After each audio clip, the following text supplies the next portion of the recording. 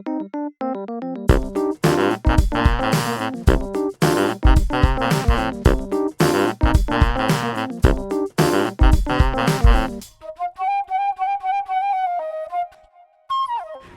going on, everybody? Welcome back to the Fantasy Football Clowns podcast. I'm your host, Meej, and today in episode 5, we're going to be breaking down some pretty significant news.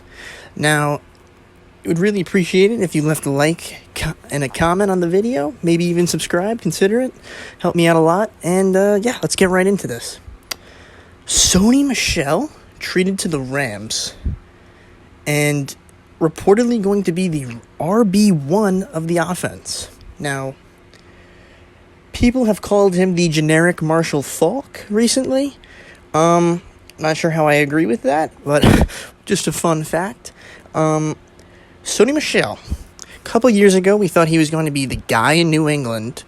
Turns out that didn't work out so well. Damian Harris being drafted over there. Sony Michel pushed to the back. Several injuries and such played a role in that. And now he's traded to the Rams for picks in the 5th and 6th round. Now, Adam Schefter, ESPN's Adam Schefter on SiriusXM stated that he's most likely going to be the lead back in the Rams offense.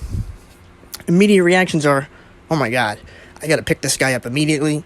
You know, he's going to have a huge role. He's going to have a large role. Maybe even see 20 touches a game, right? You hear lead back, you're thinking 20 touches a game. I do not think that's the case whatsoever.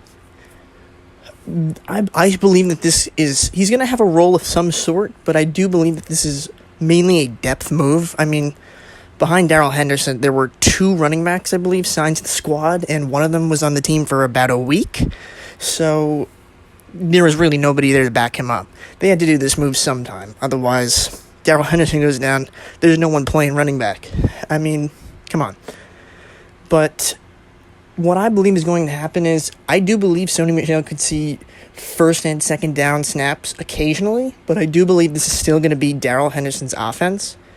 The Rams have just been all in on him, it seems. I mean, Sean McVay's talked nothing but good things about Darrell Henderson. And that's just how I feel. I mean, I really wouldn't feel comfortable drafting Sony Michel anywhere, just because I feel like there's so many better options. There's more upside. I mean, sure, if you're in a really deep league and you need a running back, take Sony Michel by all means. I mean, absolutely. But I still believe this is Darrell Henderson's offense, and I'm quite excited to see what's going to happen going forward. Moving on. Once again, we're hearing news of an A.J. Brown knee injury. Now, early last season, Brown suffered a knee injury, and they stated it as a bone bruise. But it turns out whether he wanted to say this or not, had bilateral knee surgeries, meaning that he had meniscal tears on both knees. That's a big injury, right? I can't even believe he played through this. I mean, guy's an absolute warrior. But now that we're hearing that there's another knee injury, this is quite concerning to me. He's got another injury, and of course it's his knee. Now, from what we're hearing, not much info has been released yet, but this could actually be the same injury he suffered last year in one of his knees.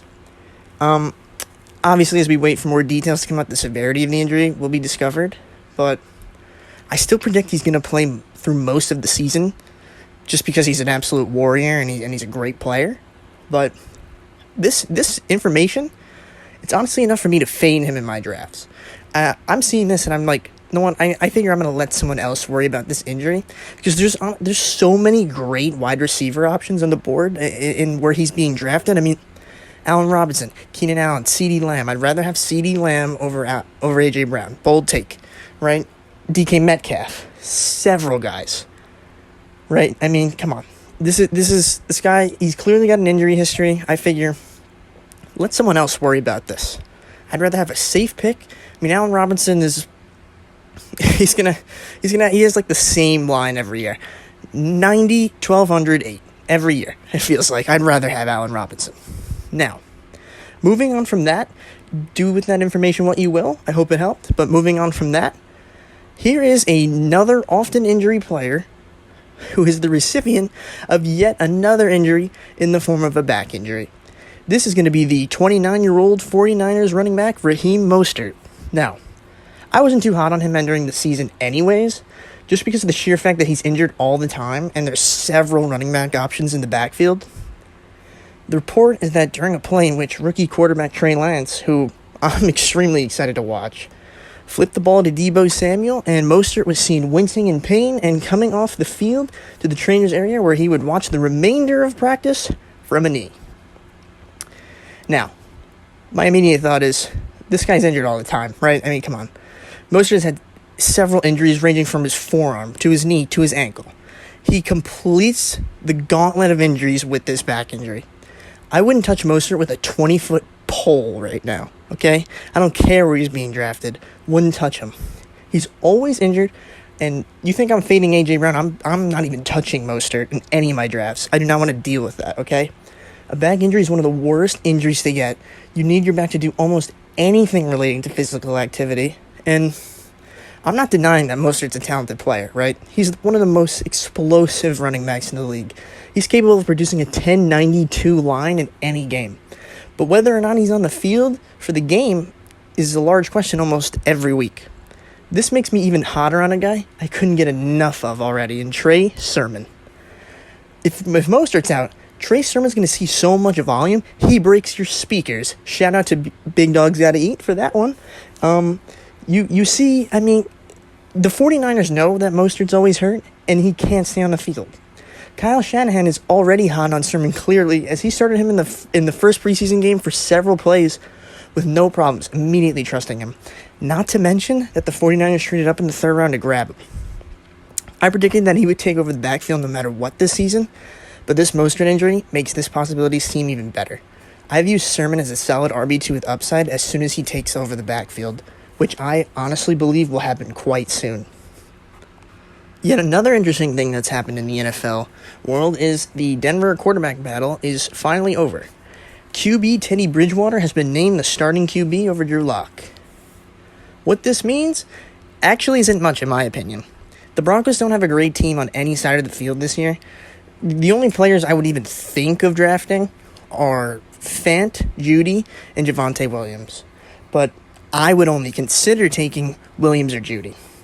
I mean, I just don't feel great about Denver's offense this year, or on any side of the field, honestly. But Judy's shown good chemistry with both quarterbacks anyways, and I feel like this news doesn't really affect him. And as far as Williams goes, he's still going to beat out former all-pro running back Melvin Gordon for the lead job. Might sound difficult, might not be. We're going to have to see how that plays out, but I'm honestly not a large fan of Denver's team at all this year, so take that as you will. I know some people are probably hot on Judy. I mean, I definitely think he's going to be the guy this year, commanding alpha targets. But, I mean, I'm not touching Denver this year. But that's pretty much the end of the video. I'm gonna thank you guys for watching. Stay tuned for more videos. Leave a like, comment what you want to see next. If I can help in any way possible, please let me know. And thank you guys for being here. See you next time.